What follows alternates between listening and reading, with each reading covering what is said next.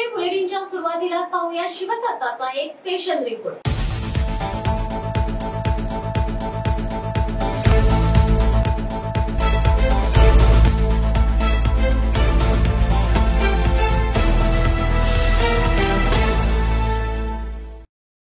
चौदा गावांचा विकासाचा प्रश्न की राजकीय गोंधळ। नेत्यांचा वाद म्हणजे ना घर का ना घाट का। 14 गावांचा विकास कागदावरच नव्हे तर प्रत्यक्ष जमिनीवर पाहिजे। शासनाने लक्ष न दिल्यास पुढच्या निवडणुकीत मोठा फटका बसेल। लोकसभा निवडणुकीच्या पार्श्वभूमीवर 7 मार्च 2024 रोजी तत्कालीन मुख्यमंत्री एकनाथ शिंदे यांनी मोठ्या गाजावाजात 14 गावांना नवी मुंबई महानगरपालिकेत समावेश करण्याचा शासकीय निर्णय जाहीर केला। ही घोषणा ग्रामस्थांसाठी मोठी आशादायी होती, कारण महानगरपालिकेचा भाग झाल्याने या गावांमध्ये पायाभूत सुविधा, आरोग्य सेवा, शिक्षण व्यवस्था आणि रोजगाराच्या संधी वाढतील असे सांगण्यात आले। पण प्रत्यक्षात काय झाले? एक वर्ष उलटूनही या गावांच्या नशिबी विकास नाही तर केवळ आश्वासनांची खैरात झालीय। 14 गावांचा समावेश झाल्यापासून हे गाव विकासाऐवजी राजकीय लढाईचे रणांगण बनले। गणेश नाईक आणि एकनाथ शिंदे यांच्यातील वादामुळे या गावांचे राजकीय आखाड्यात रूपांतर झाले। निवडणुका आल्या की विकासाच्या नावाने झेंडे फडकवायचे, भाषणात मोठमोठ्या घोषणा करायच्या आणि सत्ता मिळाली की सामान्य जनतेला वाऱ्यावर सोडायची। हीच वृत्ती लोकांना आता सहन होत नाहीये। या नेत्यांचा वाद म्हणजे ना घर का ना घाट का अशी स्थिती निर्माण करणार आहे। एका बाजूला शिंदे गटाच्या घोषणांचा पाऊस पडतोय तर दुसरीकडे नाईक गट आपली भूमिका बजावतोय।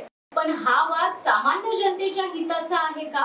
हे केवळ सत्तेसाठी लढणाऱ्या राजकारण्यांचा वैयक्तिक स्वार्थ आहे। महानगरपालिकेत समावेश झाला म्हणजे काय? गावं विकसित होतात का? 1 वर्षात किमान नाही मूलभूत सुविधा तरी मिळायला हव्या होत्या। पण आजही या गावांमध्ये आरोग्य केंद्रे अपुरी आहेत, रस्ते खराब अवस्थेत आहेत, पाणी पुरवठा अनियमित आहे आणि स्वच्छतेची दयनीय अवस्था आहे। सरकारी फाईल्स मध्ये विकासाची मोठी स्वप्न रंगवली जातात, पण वास्तवात हा केवळ विकास पेपरवरच आहे। नवी मुंबई महानगरपालिका आणि सरकार यांच्यातील समन्वयाचा अभाव या गावांना अधिकच वेठीस धरत आहे।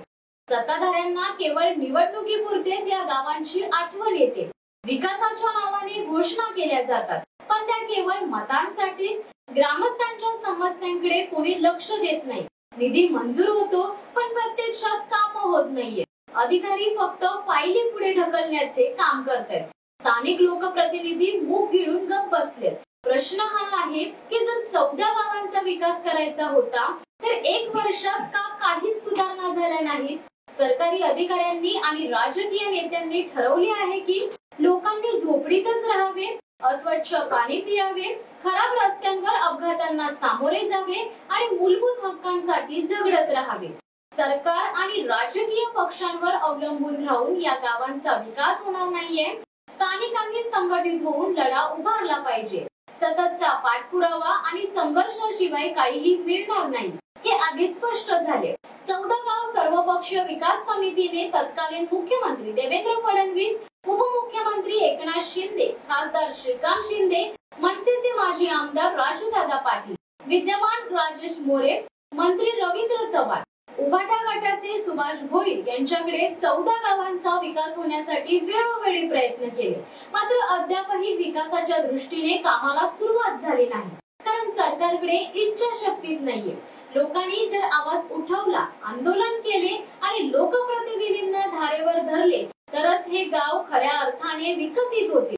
अन्यथा पुढच्या निवडणुकीत हेच नेते पुन्हा मतांसाठी गयावया करतील आणि निवडून आल्यानंतर जनतेला पुन्हा वाऱ्यावर सोडतील। राजकीय पक्षांनी आणि नेत्यांनी लोकांच्या सहनशीलतेचा अंत पाहू नये। लोक आता फसणार नाहीये। 14 गावांचा विकास हा केवळ कागदावरच नव्हे तर प्रत्यक्ष जमिनीवर दिसायला पाहिजे। जर शासनाने यावर तातडीने लक्ष दिले नाही तर याचा मोठा फटका पुढील निवडणुकीत बसू शकतो। ग्रामस्थांनी जागरूक राहून आपल्या हक्कांसाठी संघर्ष सुरू ठेवला पाहिजे। अन्यथा राजकारणी फक्त भाषणात 14 गावांचा विकास करत राहतील आणि प्रत्यक्षात सामान्य जनता अंधारातच राहील। तुम्हाला हा व्हिडिओ कसा वाटला हे आम्हाला कमेंट करून नक्कीच कळवा। नवनवीन व्हिडिओ पाहण्यासाठी शिवसत्ता टाइम्सला सबस्क्राईब करा. तुर्तास धन्यवाद. दे धडक बेधडक वृत्त देणाऱ्या आपल्या शिवसत्ता टाइम्स न्यूज चॅनलला लाल बटन दाबून सबस्क्राईब करा आणि बेल आयकॉनला क्लिक करायला विसरू नका.